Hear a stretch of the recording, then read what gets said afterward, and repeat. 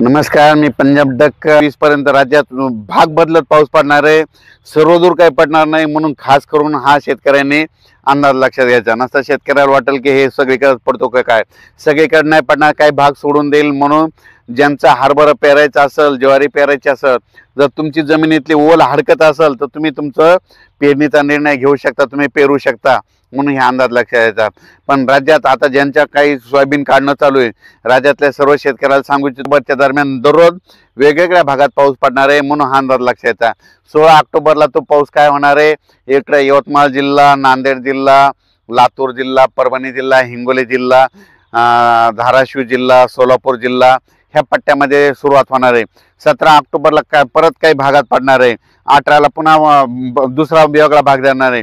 असं करत करत 19, 20, 21, 22 पर्यंत राज्यात विखुरलेला स्वरूपाचा पाऊस पडणार आहे. म्हणून हा अंदाज लक्षात घ्यायचा. खूप काही मोठा पडणार नाही, मुसळधार काही पडणार नाही. म्हणून हा अंदाज लक्षात घ्यायचा.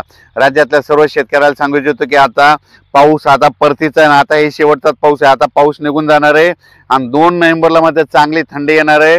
म्हणून राज्यातल्या सर्व शेतकऱ्यांनी अंदाज लक्षात घ्यायचा. ज्यांचं सोयाबीनचं शेत खाली झालं असं तुम्ही तुमचं पेरणी करू शकता. त्याच्यानंतर ज्वारी पेरायची तर ज्वारी पेरू शकतात, हरभरा पेरू शकतात, ओल हडकत असेल तर पेरू शकतात. पेरणीचा निर्णय तुम्ही तुमचा स्वतः घ्या, पेरायचा का नाही ते ठरवा.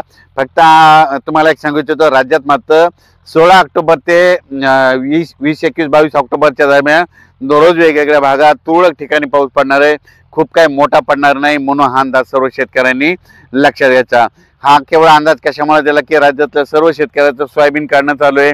कोणाचं सोयाबीन उघड्यावर आहे, मका देखील उघड्यावर कापून ठेवलेली. तर तुम्ही काय करा, 16 तारखेपासून झाकण्याची तयारी ठेवण्याची तयारी करावी. आणि हे पाहू शकता, आम्ही देखील हे सोयाबीन काढणं, हे रोटर देखील करणं चालू आहे. तर आता लगेच आम्ही देखील आता पेरणी 1-2 दिवसात लगेच सुरू देखील करणार आहे.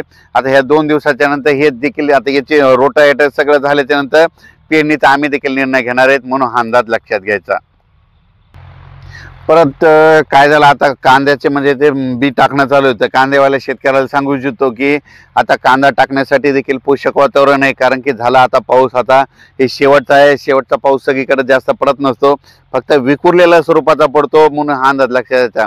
राज्यात सर्वदूर नाही पाऊस, पण 16 ते ह्या 4-5 दिवस 16 तारखेपासून ते 20-21 ऑक्टोबरपर्यंत दररोज वेगळ्या भागात पडणार आहे. म्हणून तुमचं कांद्याचं रोप टाकायचं तर ते देखील टाकू शकता. त्याच्यानंतर हरभरा देखील पेरू शकता, ज्वारी देखील पेरू शकता. त्याच्यानंतर शेत देखील दुरुस्त करा. त्याच्यानंतर सोयाबीन देखील तुम्ही काय करा, तुमच्या सुड्या उघड्या असतील तर ते देखील झाकून घ्या. म्हणून हा अंदाज लक्षात घ्यायचा. त्याच्यानंतर राज्यात काय होणार आहे, 2 नोव्हेंबरला थंडी देखील येणार आहे. म्हणून परत ते सांगायलो.